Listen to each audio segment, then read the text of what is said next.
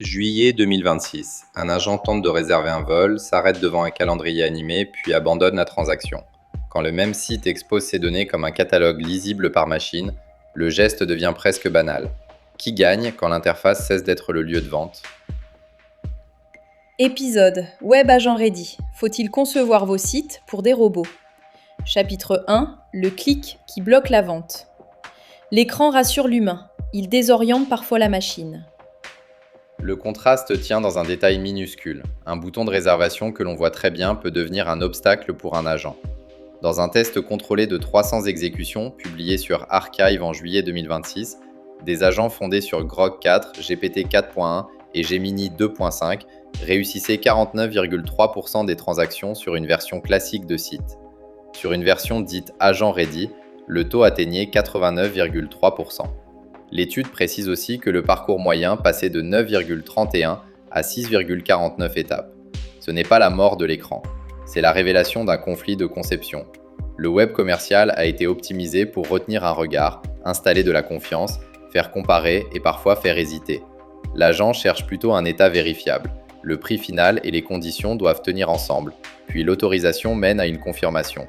Une bannière, un carrousel ou une fenêtre de consentement peuvent servir la relation humaine. Pour une machine, ce sont des embranchements dont elle doit interpréter le sens. L'enjeu ne se limite donc pas à rendre un site plus facile à parcourir. Il déplace le centre de gravité de la transaction. Si le client délègue la recherche et l'achat à son agent, l'entreprise ne vend plus seulement à une personne qui visite une page. Elle doit fournir à une machine des données fiables et une action exécutable. Celui qui contrôle la recommandation avant le clic peut influencer la demande. Celui qui possède la page finale ne récupère plus nécessairement l'attention. Imaginez une agence de voyage.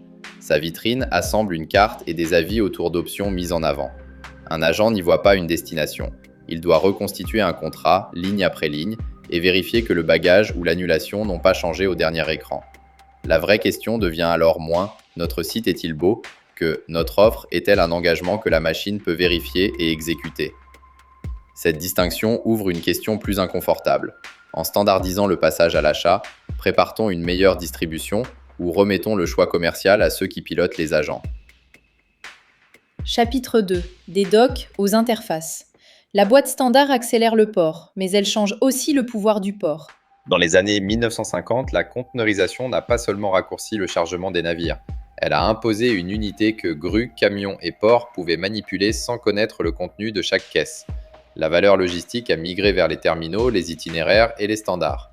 Le doc n'a pas disparu, il s'est réorganisé autour de la boîte. Le Web Agent Ready suit une logique comparable. Une fiche produit conçue pour une machine ne décrit pas seulement un objet, elle relie une référence stable à ses conditions, puis indique comment l'action peut être accomplie.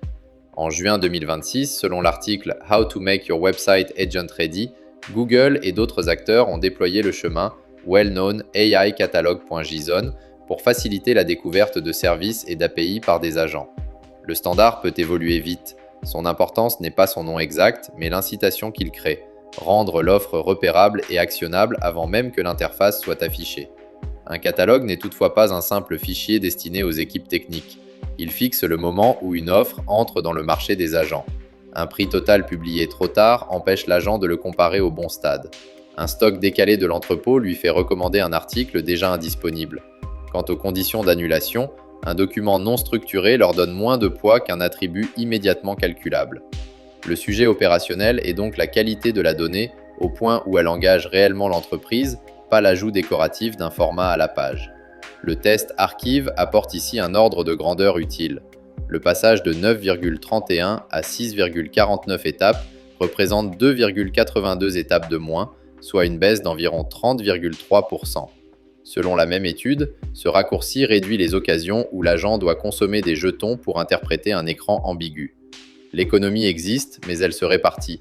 Le client paye moins de calculs, le marchand, de son côté, doit maintenir des informations à jour, administrer les droits d'accès et pouvoir expliquer l'action exécutée. Une transaction courte n'est pas automatiquement une transaction saine. Dans un parcours humain, la friction peut dévoiler une option, une contrainte ou une différence de qualité. Une machine ne peut défendre ce que le schéma ne lui donne pas à comparer.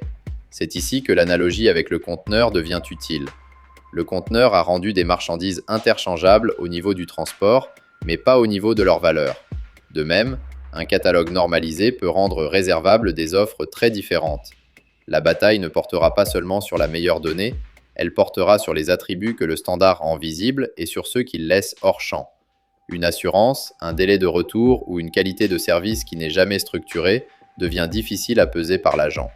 Pour un dirigeant, le risque n'est donc pas de posséder une interface humaine. Le risque est de laisser son différenciateur hors du format qui décide de la sélection. Reste à savoir qui administrera ce format et qui regardera passer la demande. Chapitre 3. Le guichet remonte vers l'infrastructure. Quand la découverte devient un signal réseau, le référencement change de propriétaire. Le scrapping traditionnel ressemble à un coursier qui pousse chaque porte d'une rue pour savoir ce qui se trouve derrière. L'alternative est un immeuble dont le gardien indique les portes utiles. Selon Cloudflare Newsroom, un pilote avec OpenAI cherche à utiliser des signaux réseau pour rendre la recherche de ChatGPT plus réactive et réduire le scrapping aveugle du web ouvert. Enterprise DNA rapporte que Cloudflare gère environ 20% du trafic web mondial dans le cadre présenté autour de ce pilote.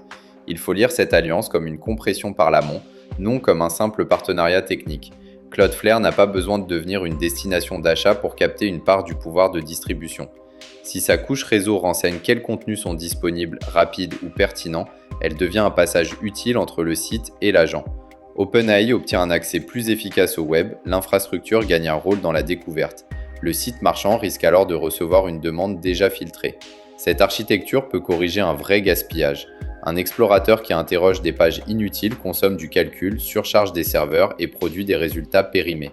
Mais le remplacement du crawling par des signaux sélectionnés crée une autre dépendance. Les règles de visibilité se déplacent de la page publique vers des accords, des formats et des métriques opérées par quelques intermédiaires. Le point décisif est la gouvernance de ces signaux. Qui certifie qu'un prix est actuel ? Qui arbitre lorsqu'un site ralentit ou qu'une erreur temporaire survient, puis explique le rejet d'une offre par l'agent ? À l'époque du référencement par page, une marque pouvait observer une part de sa visibilité et tester ses modifications sur son propre domaine. Dans une découverte pilotée par infrastructure, une partie de l'explication peut se trouver hors de son périmètre technique. Cela ne condamne pas le dispositif, mais cela transforme la négociation. L'accès au trafic n'est plus seulement un problème éditorial, il devient une dépendance d'exploitation. La question stratégique n'est pas de savoir si le référencement classique disparaît demain, elle est de mesurer le coût du divorce. Votre catalogue peut passer par une couche dominante, mais vos opérations doivent-elles dépendre de ces autorisations et de ces signaux de disponibilité ? Si le changement de canal exige de réécrire les processus, vous ne faites plus seulement de l'optimisation technique, vous financez une intégration dont l'intermédiaire pourra renégocier les conditions. Le web push, où l'offre décrit explicitement ce qu'elle autorise et à qui, peut redonner de la maîtrise aux marchands, à une condition, que les formats restent ouverts et que les données n'exigent pas un guichet unique. Sinon, l'efficacité de la machine devient une taxe d'accès invisible. Que devient alors la marque quand le client ne voit jamais la vitrine ? Chapitre 4. La marque avant l'écran. Une préférence peut survivre à l'interface à condition d'entrer dans la décision.